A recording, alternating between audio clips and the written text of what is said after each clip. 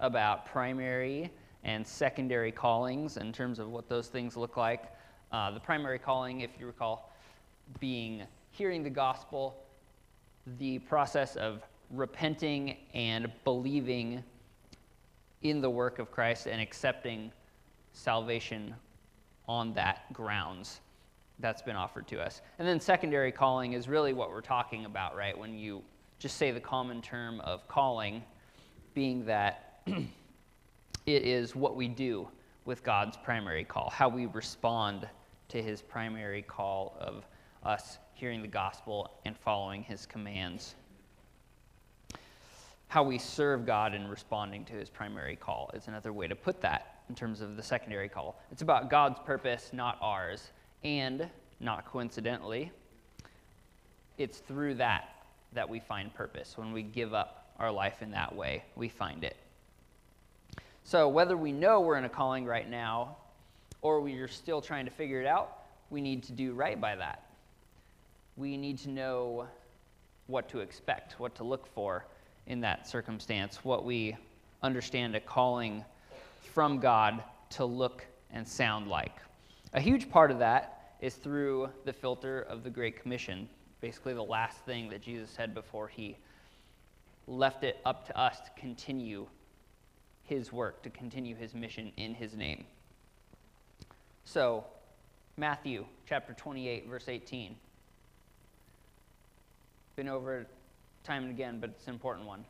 Jesus came and told his disciples, "I have been given all authority in heaven and on earth. Therefore, go and make disciples of all the nations, baptizing them in the name of the Father and the Son and the Holy Spirit.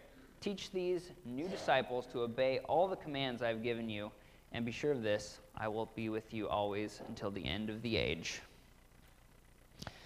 A calling is to do the work of Christ.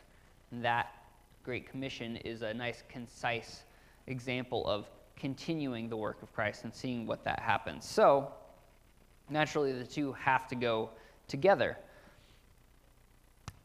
Our God is not just a romantic God, but one who puts in the work to get done what he needs to get done what we need him to get done, because we can't do it all by ourselves.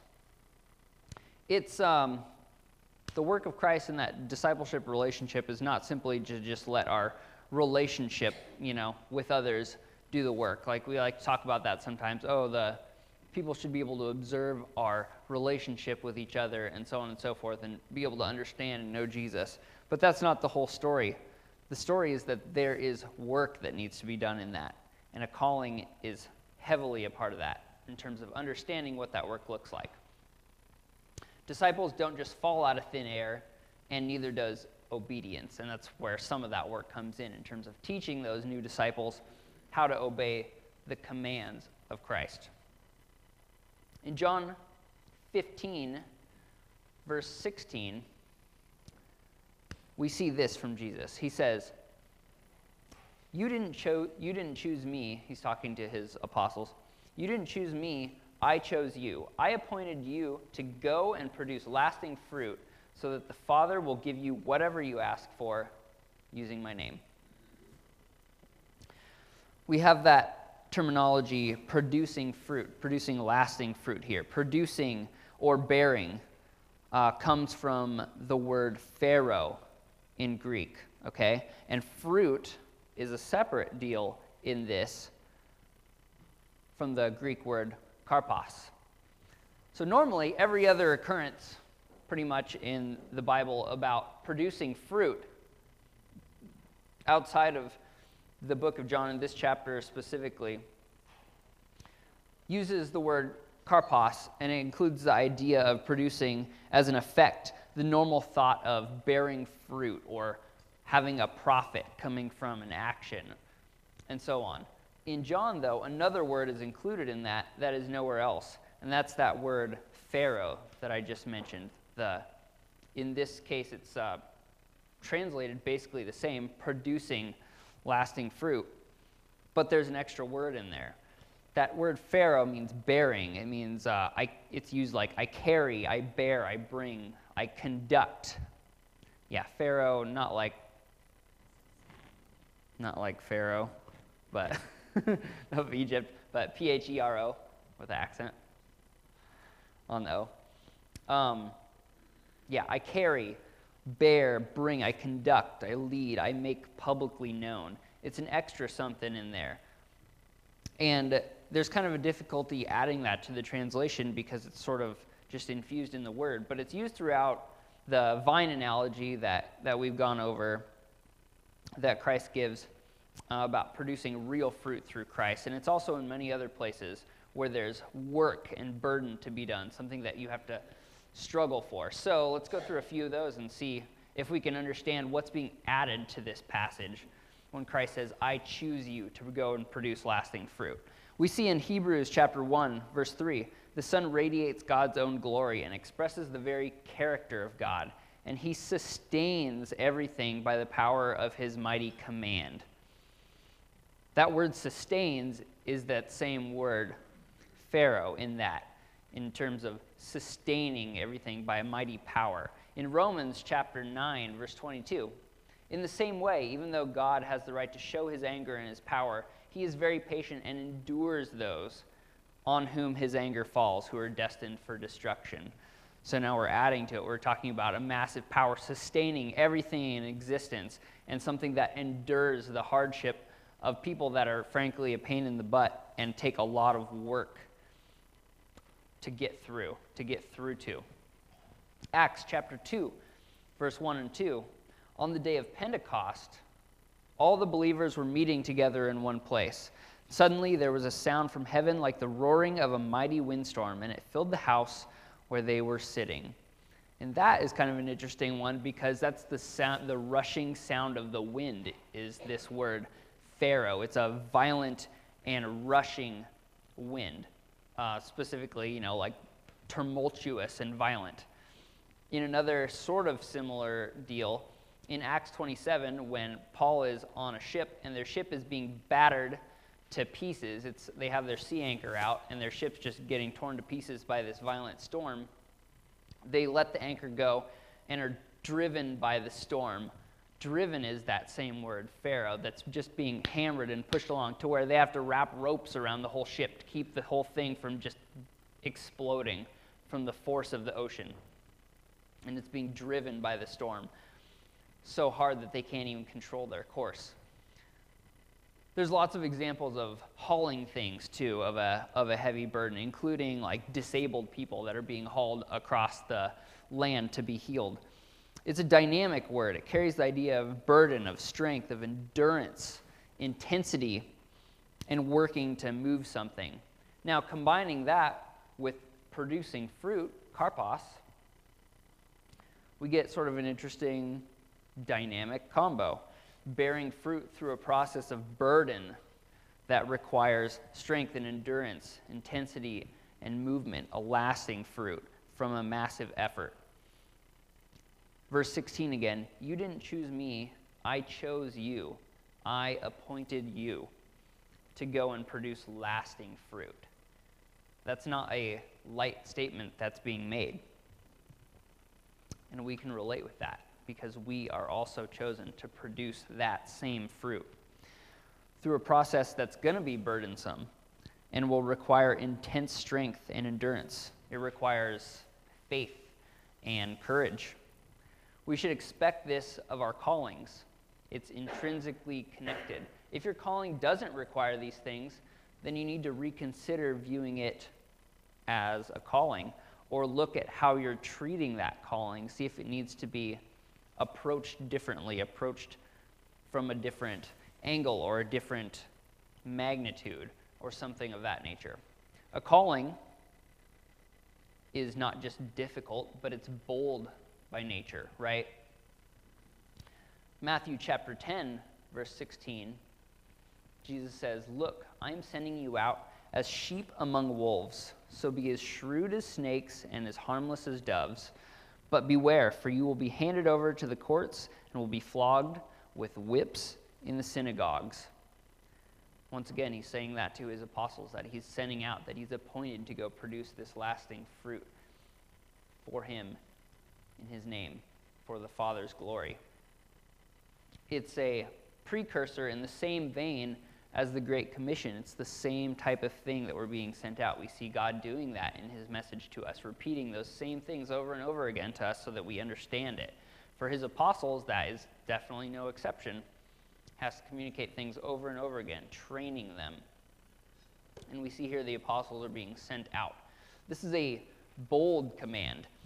It's being sent out as sheep among the wolves. It's being outnumbered and outgunned, commanded to not physically fight back, being as doves, as harmless as doves in that way. But going anyway, knowing that God will take care of us, God will provide for us, even if that means going to our death. Jesus sends out his disciples as sheep among the wolves.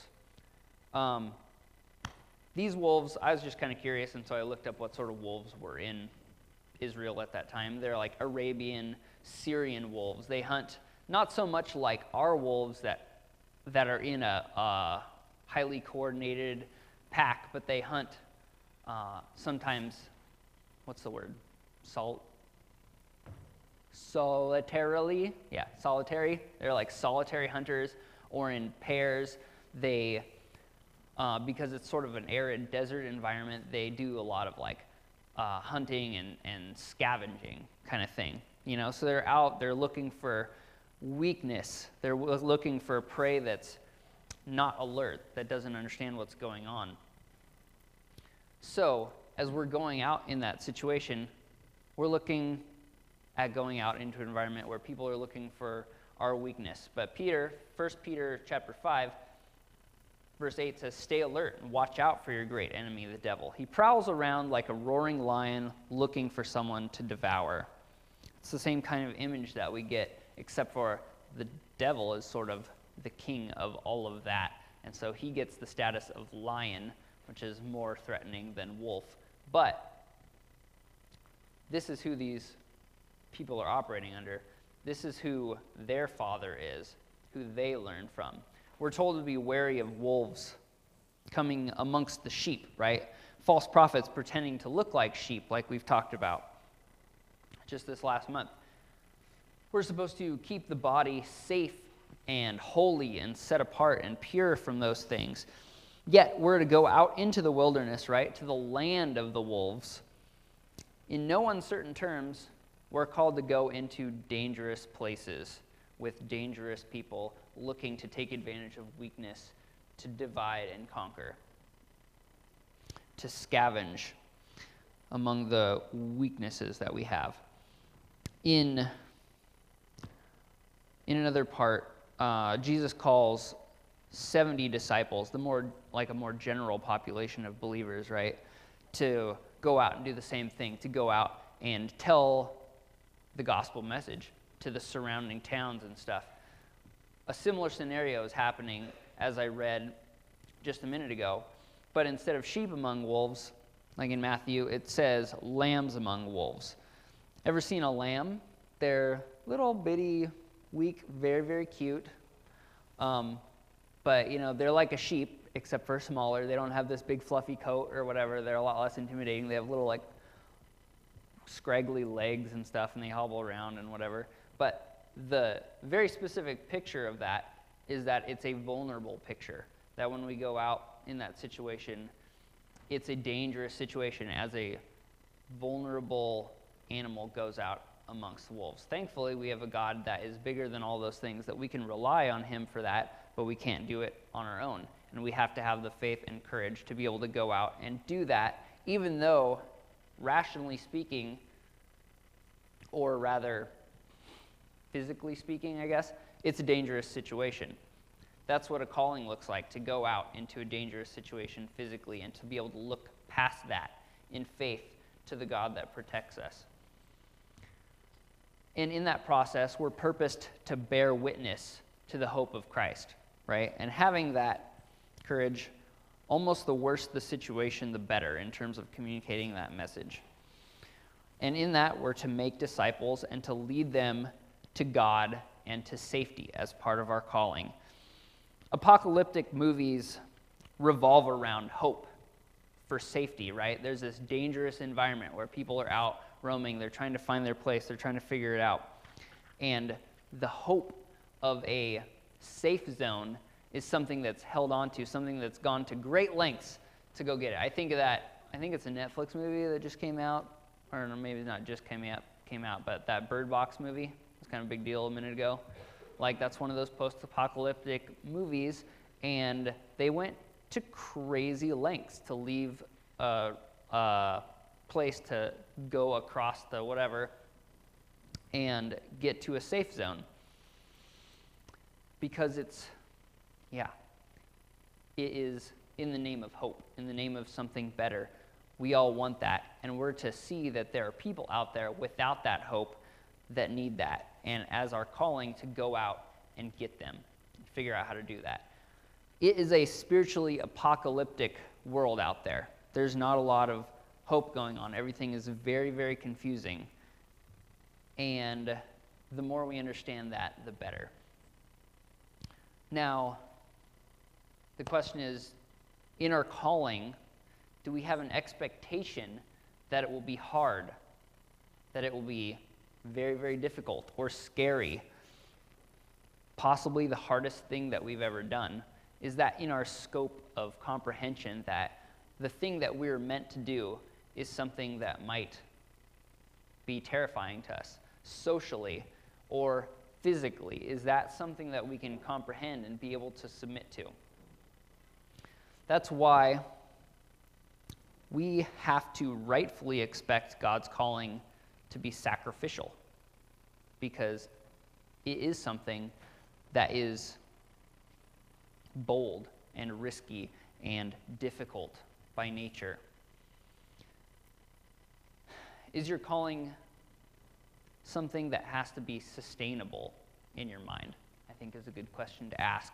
What God means you to do in your mind, for it to meet that criteria, does it have to be sustainable? Something that in your mind should be good for you long term, that you should come out on top even, something that's safe or secure.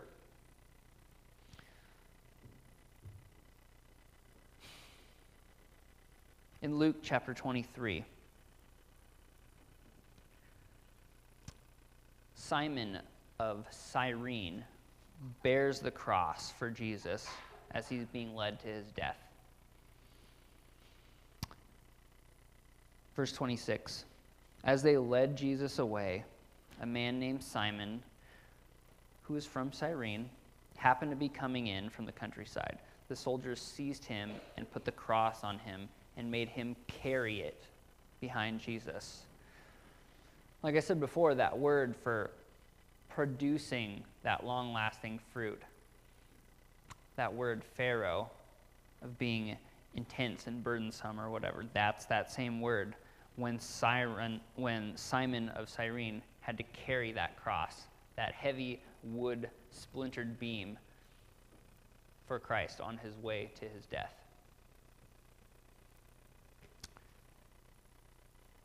We're to take up the cross of Christ as part of our calling.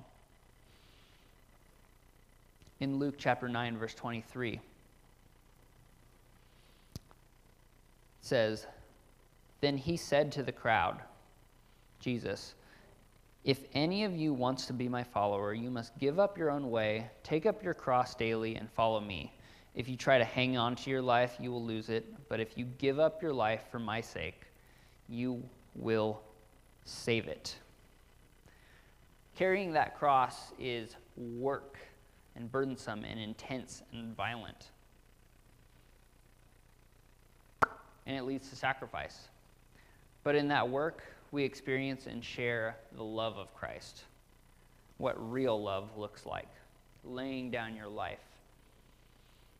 John 15, a little earlier in the chapter, verse 10, it says, remain in my love. When you obey my commandments, you remain in my love, just as I obey my Father's commandments and remain in his love. I have told you these things so that you will be filled with my joy. Yes, your joy will overflow. This is my commandment. Love each other in the same way that I have loved you. There is no greater love than to lay down one's life for one's friends. You are my friends if you do what I command. If a calling needs to be safe and sustainable for you, maybe you're really missing what you're actually being called to do, to be. Jesus certainly set the example for the kind of love that it takes to bring others to the Father, right? He set that example firm and hard and clear. And we are his disciples. So we should look at Jesus' mission statement, his calling, his direction and goals as we seek to understand what our calling is, what that looks like, and what our next calling, per se, may be. So how does Christ figure out his calling? Well, he looks to his master. For one, he looks to the Father. And God works by keeping himself holy and set apart. That's a huge part of who the Father is. Yet, the Father enters into the world to call us out of evil or aimless lives and call us back to him. In the same way, he commands his people to keep themselves holy, yet also to go into the world and to call others out and back to God. That's how the Father operates. Jesus learns from his Father, and we know that from the kind of interesting story from Luke chapter 2. When his parents, they went into Jerusalem, I believe. They took a family trip for sacrifices and all that stuff. They lost Jesus for 3 days and finally found him, boy Jesus, in the temple. And they asked him what was going on, and he replied to them in verse 49 of Luke chapter 2, "Why didn't you need to search? Didn't you know that I must be in my Father's house?" AKA, that little phrase, "in my Father's house," has a little extra meaning to it there. It means be involved in my Father's interests, his things, his affairs. He was there for days learning from his master, from his Father, from his Father's people and system that was set up, and all of those things. Jesus' mission and mission statement is taken from the Father. And that's not a shocker. And Jesus phrases his mission concisely like this: to seek and save the lost, right? It's kind of a beautiful phrase.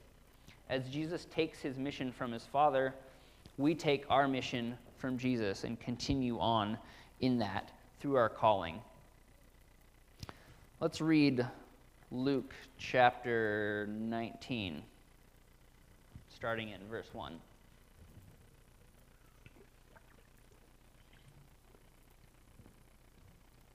Through 10. Jesus entered Jericho and made his way through the town. There was a man named Zacchaeus. He was one of the most influential Jews in the Roman tax collecting business, and he had become very rich. He tried to get a look at Jesus, but he was too short to see over the crowds. Heard that.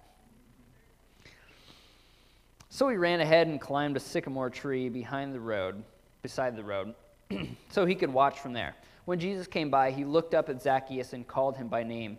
"Zacchaeus," he said, "quick, come down, for I must be a guest in your home today." Zacchaeus quickly climbed down and took Jesus to his house in great excitement and joy, but the crowds were displeased. He had gone to be the guest of a notorious sinner, they grumbled. Meanwhile, Zacchaeus stood there and said to the Lord, "I will give half my wealth to the poor, Lord. If I have overcharged people on their taxes, I will give them back 4 times as much." Jesus responded, "Salvation has come to this home today, for this man has shown himself to be a son of Abraham. And I, the Son of Man, have come to seek and save those like him who are lost." Even in that situation, we see Jesus inserting him into this man's life, going back to his home, going back to his family, and in that process, being hated on by the masses because of that stereotype and all those things. Like, we see this consistent message And that's just a light example of that, seeking something for God, being persecuted in the process, and so on and so forth. But that's when we get that nice, concise phrase, to seek and save the lost. The Great Commission is to seek and save the lost too. Not to sit and wait for disciples to line up, not just to be willing to accept a disciple that comes and sits at your feet, but to go and make disciples. That looks like braving the wolves as a necessity, being willing to go out and do that into that dangerous environment situation as part of our calling, as part of our vocation, as we talked about from last week. How we spend our time, what we occupy ourselves with on the daily, where we focus our investments. That's what that looks like. Our secondary calling, our calling can't be separated from God's primary call to those who are lost. We have to transmit that calling for them to understand the gospel, to repent, to turn around and believe and accept what God has given them. In other words, if our mission is the Great Commission, our calling must contribute to that mission. We must continue Jesus' mission. What does that look like in your current life situation? We have to ask. Where you're headed in your calling should have Christ's mission at its focus. We are his disciples. We take up his cross. We take up his mission. The calling is the mechanism for the mission. So, can you trace back what's going on, what your vocation is, what you occupy your time with? What does it look like in your current life situation? For example, take, one of the things, take being a cook during the cadre here. I mean, you can go simple and be like, I'm working for the church, and so clearly that's a good thing to do, and it's calling. But can you trace back? Be active in your mind, be intentful in your mind. If you're a cook for the cadre or for some event that we throw or whatever, how do you look at that? Do you see that as, yeah, I'm a cook, but it's cooking for the kids, cooking for the adults, so that people can provide good teaching for these children, so that we have a future generation of godly children, so we have future generation of godly adults, and a Christ-focused ministry, not people that are all about me, but people that are all about God and all about that work and understand their commission to go out and make disciples. Can you trace that connection back from the ways that you spend your time, from the occupations or professions or vocations that you have? Keep the mission of Christ, keep the mission that he entrusted us with in your sights, the co-mission, the Great Commission. Don't let the mechanic replace the ministry, right? Don't just be caught up in doing something for the sake of doing it because it's considered right, but be involved in it. Understand how each step of it works toward that calling. And in that, maybe you can fulfill it and be willing to step out when you see something that needs a bold action, when you need somebody that needs sought after. And you can communicate that with others and round up the body and see who has that calling to go address those situations.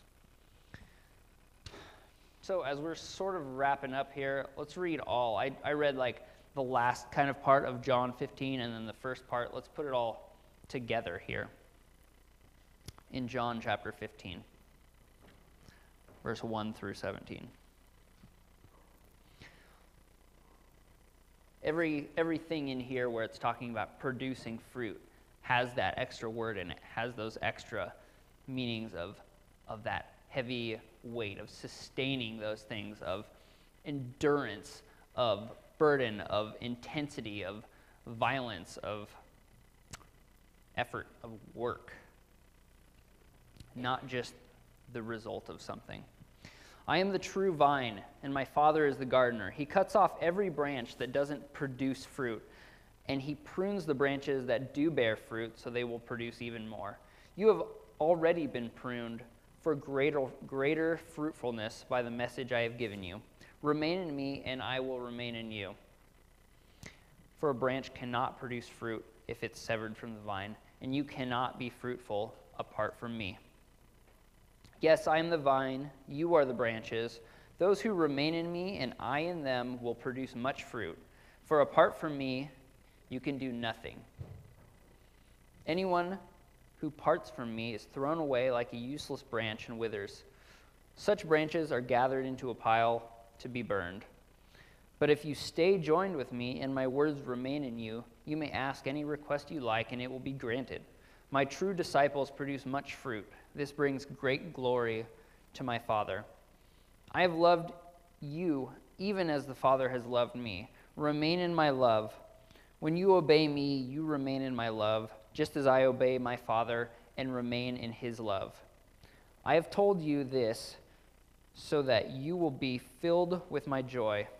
Yes, your joy will overflow. I command you to love each other in the same way that I have loved you. And this is how to measure it. The greatest love is shown when people lay down their lives for their friends. You are my friends if you obey me. I no longer call you servants because a master doesn't confide in his servants. Now you are my friends since I have told you everything the Father told me. You didn't choose me, I chose you. I appointed you to go and produce fruit that will last, so that the Father will give you whatever you ask for using my name. I command you to love each other. There's a lot packed in there. It's lots of layers, culminating with the loaded command to love each other, with all of those things going on. We have the job of doing the work of Christ and embracing a burden that requires strength and endurance and intensity, venturing out amongst wolves boldly to seek out the lost, to somehow go to them, to seek them out, not just wait for them to come, and to show them the way back to God who can save them. So, if you die today, what would you reply to the question, how have you fulfilled your commission?